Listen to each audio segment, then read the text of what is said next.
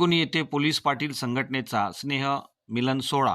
Police Patil महसूल व police विभागाचा महत्त्वपूर्ण दुवा आहे. पियुष चिवंडे, उपविभागीय अधिकारी काटोल.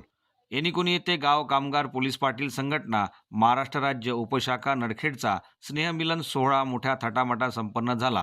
यावेळी नागपूर जिल्ह्यातील अनेक पोलीस पाटलांनी या स्नेहमिलन कार्यक्रमाला आपली सहभाग दर्शवला.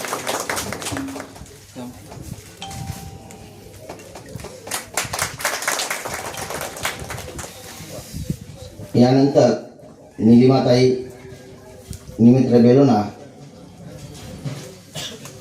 यांना बेलोना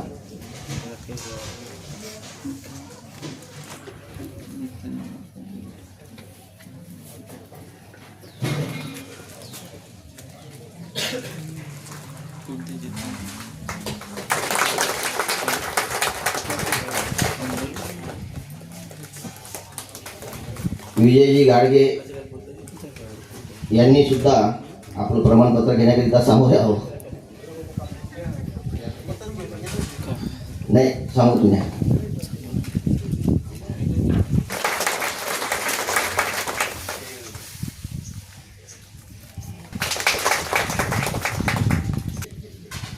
याचा आज जो स्नेह मेळावा आणि जी काही क्षमता बांधणीची जी कार्यशाळा आहे, मला विजय पाटलांनी जेव्हा आमंत्रण दिलं तेव्हा त्यांनी सांगितलं की सर थोडं तुम्ही प्रशिक्षण द्या.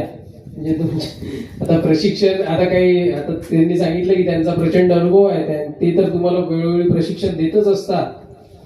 34-35 म्हणजे जवळपास त्यांना 32 वर्ष झाली. परंतु प्रशासनातर्फे आपलं जे काही फार कमी इंटरॅक्शन होतं, त्यामुळे असं एक व्यासपीठ आपलं आहे, तर त्यामध्ये नक्कीच तुम्ही काही गोष्टी सांगू शकता. आता SDPO सरांनी सुद्धा चांगलं मार्गदर्शन केलं आणि फार थोडे मुद्दे माझ्यासाठी ठेवले.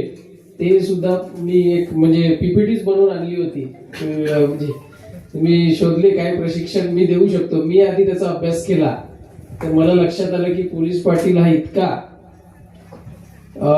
डायव्हर्स म्हणजे कितीतरी गोष्टींवर गावातल्या त्याचा महत्वपूर्ण भाग असतो आणि त्याची जबाबदारी, कामांची जबाबदारी ही त्यांच्यावर आहे. त्यामुळे मी थोडंसं त्याच्याबद्दलच एक बोलू इच्छितो. आपली नियुक्त्याबाबत तर आता चर्चा झाली. कार्याध्यक्ष आणि आपले जिल्हाध्यक्ष त्यांनी पण सांगितलं की नियुक्ती ही म्हणजे दोन विभागाचं आपण काम करता.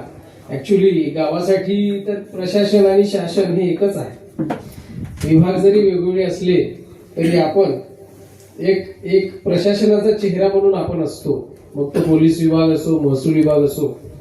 आपले मानधनाची सुद्धा बरीच चर्चा झाली. मी आता नेमकं म्हणजे काय काय कामं असतात, आता काही नवीन पोलीस पाटलांना आहे का सगळी माहिती? आपली किती कामगिरी आपण करतो, कोणते कोणते कलमान्वये आपण काम करतो, कोणत्या कलमात म्हणजे आताच काही संरक्षणाच्या बाबतीतही आपल्या चर्चा झाली. आता त्या व्यतिरिक्त आपले काय आपले जबाबदाऱ्या आहेत आणि आपला जो 1967चा महाराष्ट्र पोलीस अधिनियम आहे त्यानुसार आपली जी कार्यपद्धती आहे आणि कर्तव्य आहे त्याच्याबद्दल सांगायचं म्हणजे कलम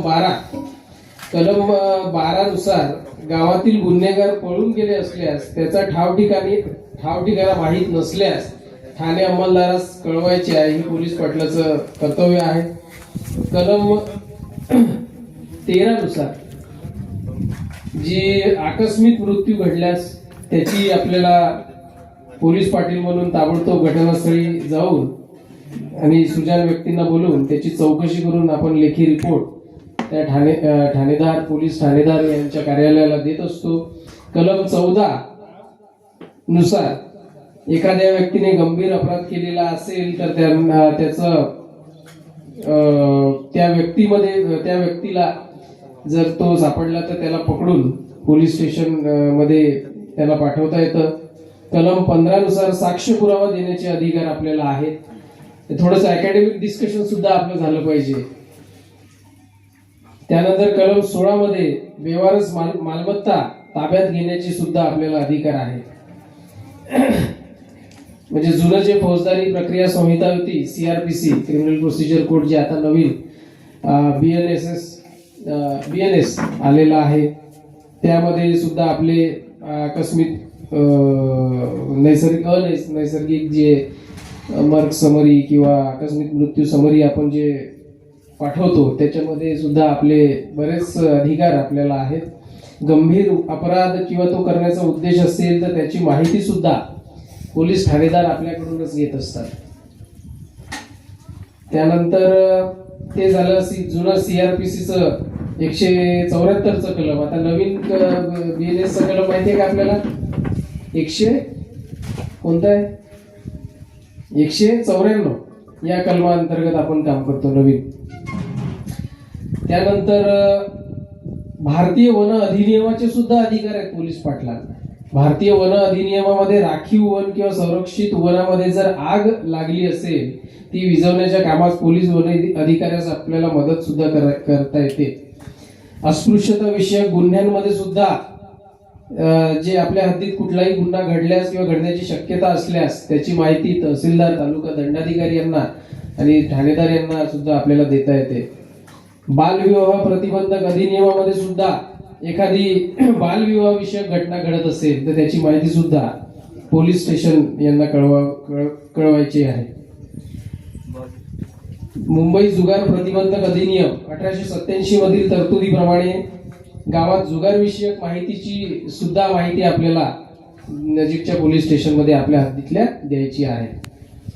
मुंबई पोलीस स्टेशन अधिनियम अंतर्गत हद्दपार करण्याची तरतूद आहे. आपल्याला माहिती आहे कलम 55-56 यामध्ये तुम्ही पोलीस स्टेशन मार्फत जी चौकशी होते तिचे हद्दपारीचे सुद्धा तुम्ही अहवाल आपल्याला देता येतात.